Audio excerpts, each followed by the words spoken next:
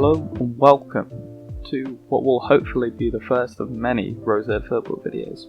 Now I thought to kick off I'd start off with the common trend at the moment in doing the league tables predictions, and I uploaded that onto Instagram earlier today, and it's safe to say everyone's been really lovely about it.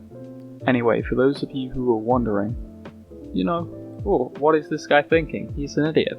Well, hopefully I'm going to try and explain it to you. Whether you'll understand, whether you'll agree with me, probably not. People have their own opinions. Yeah, no surprises here. I think West Brom are probably most people's favourites to come bottom of the table. I mean, come on, they're top scorers with Charlie Austin and Robson Carney. What do you expect? They've got Matthias Pereira, who, yeah, he's a good player. If he plays anything like he did in the Championship, he'll probably get a move to a good Premier League club. I mean, when your star central midfielder is Jake Livermore, do you want to stay in the Premier League? It doesn't look very promising. A slightly more controversial pick here, but Palace's form towards the end of last season was just horrific. Their star player wants to leave, their backline is full of dinosaurs. They have managed to bring in Eze and Batshuayi on loan, which do look like good moves, but I just don't think it's going to be enough to keep them in the league when you look at the quality in other squads, especially when Palace's main thing is a solid defence.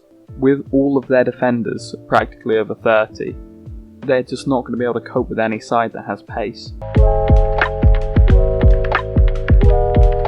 Put simply, I just don't think Jack Grealish is going to be able to do what he did last season. I think Ollie Watkins is a great signing, but he's never played at the Premier League level, so who knows? I think they would have been wiser to go for Callum Wilson, who was both cheaper and proven in the Premier League.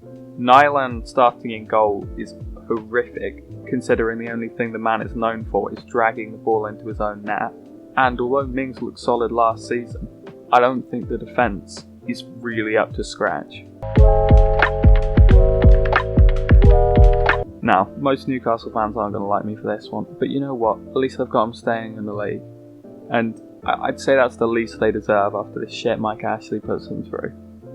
Don't get me wrong, I think the signings of Wilson and Fraser are good. They've shown what they can do as a partnership, but I just think you look through the whole squad and they're lacking in so many areas for first team quality, let alone depth. Now, I've seen a lot of people have Fulham predicted to go down, but I think Scott Parker's got enough in him to keep them up. Mitrovic up front is, at least in my opinion, a Premier League quality striker. Cavallero on the left wing can cut it in the Prem. Brodak had a brilliant season last year, and they've also brought in Areola on loan, so they're sorted in the goalkeeping department, which screwed them over last time they were in the league. The third and final of our promoted sides, I've got Leeds finishing the highest of them, which I think most people will agree with. I've actually seen the majority of people have them higher than 15, which I think is quite optimistic for a promoted club, especially when they have some holes, like at left back. But there's no doubt they've got a world-class manager, and the board clearly backs him. They've spent big, they brought in stars like Rodrigo, Robin Koch, and held Acosta in on a permanent after his loan from Wolves. I mean, to be honest, as I'm saying this, I feel like I should be putting Leeds higher in the table. Now, West Ham could be in for a tricky year this year. Whilst they've got decent quality in their squad, like Declan Rice, Antonio was brilliant towards the end of last season, and Seb Haller, if he can perform, will be brilliant. But behind the scenes, it's absolute chaos. The club have no money, and if any of these issues translate onto the pitch, oh, fucking hell, it could be awful. Honestly, not got a lot to say about them. Graham Potter's decent, they've got a decent squad. I think they'll survive vaguely comfortably in mid-table. Now, they were challenging for Europe last season, but I think everyone knows that was a bit of a flash in the pan. 12th is about right, and it seemed like after lockdown people had found them out a bit with the overlapping centre-backs. I still think Wilder's got enough to keep them up comfortably, but it'll definitely be a regression from last season. what can I say? It's just Burnley. They're just mid-table. Yeah, they made it into Europe once, but that was more of a happy accident. They're not going to get relegated. They're just Stoke, aren't they? They just play solid, simple football. Now, I don't think Danny Ings is going to be able to replicate his goal-scoring form from last season, and they've also lost arguably their star midfielder, Højbjerg, so a lot of people might think they could take some backward steps from last season, but you could see the players getting behind Hasenhüttl. And actually, after the 9-0 defeat against Leicester, Southampton accrued more points than Leicester, who most people thought were going to get into the Champions League. You also saw at the end of the season how Che Adams looked to really be getting into it, and he could cover for the slight fall in output we'll probably see from Ings. Now, I think it's going to be very, very tight between Wolves and Leicester, but basically on a coin toss, I've opted for Wolves to finish 9th. Now, Nuno's got the team playing brilliantly, and I wouldn't be surprised if they finished as high as 6th, but after a season that lasted over a year last year, the squad's just going to be so tired. I think they could really suffer in the first few games, which could set a bad precedent for the rest of the season and see them lose their heads just a bit, which will allow Leicester to finish above them. Like Danny Ings, I don't expect Jamie Vardy to keep up the goal-scoring form that he was in last season. However, they are going to have Maddison back from injury and Soyuncu back from suspension, who are two players you could see they sorely missed at the back end of last season. Now, I think they do need to make some signings going into the new season. They brought in Castagna to cover at left back, who was second choice for the position at Atalanta. So I'm not too sure how he's going to do. I can't say I've watched much of him. Hopefully with all the money they've got for stars like Mahrez, Chilwell and Maguire, they can reinvest some into a backup for Vardy and just increasing the squad depth, especially in wingers, because on the right hand side, Ayoze Perez being the starter could really see them suffer. No, I'm not on the Arteta hype train. I don't get it. He's won the Community Shield. That's not a real trophy, let's be honest.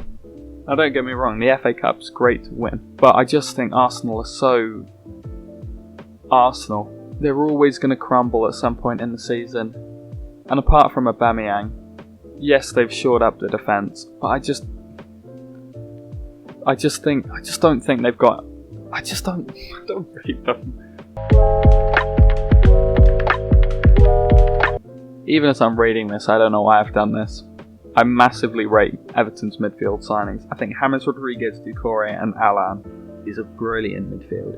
I mean, it's not a midfield you expect Everton to have. Outside of that, they've got Calvert-Lewin and Richarlison, who almost got 30 goals between them in the league last season. However, the big stumbling block will of course be Dinosaur Arms himself. And if his form is anything as bad as it was last season, I could see Everton slipping as low as 10th, even with a manager as good as Ancelotti.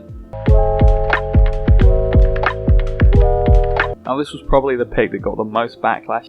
Yeah, I get it, they were good at the end of last season, but you saw it going into the Europa League campaign. They just lacked the squad depth to play that football all season. Rashford is great, Martial is great, Bruno Fernandes, he's brilliant. Van der Beek in at midfield cover is perfect for when Pogba is inevitably injured 2 games into the season. But I think with De Gea's form diminishing in goal, no outstanding left back, and just a general lack of squad depth, they may struggle to push for the top 4. Equally, I wouldn't be surprised if they got fourth place, but I definitely don't think they're going to finish higher than that. A lot of people are confused by this pick, and they asked me for my reasoning and Amazon documentary. But seriously, they have good squad depth in midfield, especially with the signing of Højbjerg. Doherty in at right back has secured that position because Aurier is just a walking nightmare. I do think they need a bit of cover at centre back and more importantly a backup for Harry Kane. But if one comes in, I'd bet on Spurs to finish in the Champions League spots next season. Yes, the champions of last season I have finishing in 3rd place after they just got 99 points. I think they've had 2 seasons of good luck where none of their good players have been injured. But if any of their front 3 or Van Dijk or even Alisson gets injured for a long period of time. You saw with Adrian coming in, they were knocked out of the Cups, the Champions League. It all started to go wrong. I mean, even Jordan Henderson, who I don't particularly rate as a footballer, even if he gets injured, they'll lose his leadership in the middle of the park. I just think they're going to need to hope that their club doctors are on it if they want to challenge for the title next season. Now, I do think this is going to be a 3-horse race this season, so any of my top 3, I wouldn't be surprised if they won the league. But I've gone with Chelsea in second place because of their new signings. I don't think most people understand quite how good these signings are. Werner is the best young striker in Europe, I'd say. Ziyech is one of the best creators in Europe. Chilwell is an overpayment. Thiago Silva on a free provides great experience in the defence. And on the complete opposite end, Sarr on a free is great business. The only thing I can really see scattering them is if Pulisic's injury turns out to be more long-term than people thought, because he was probably their best player towards the end of last season, and I think at this point he's almost irreplaceable in the Chelsea side, and they look a lot worse of a team without him. You hate them, I hate them. I'm joking, City fans. Well, or Man U fans from 10 years ago, whatever you prefer to be called.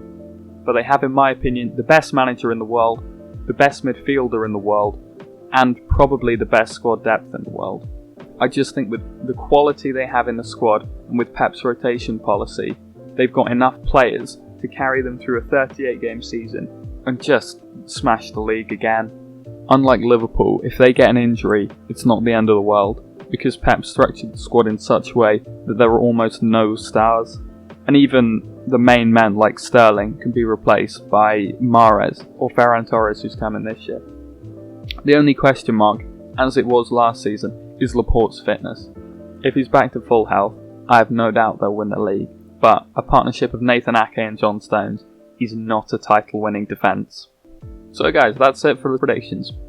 If you liked it, which I'm assuming you did, because you stayed this long, drop a like and subscribe to the channel and follow us on Instagram, even though that's probably where you came from.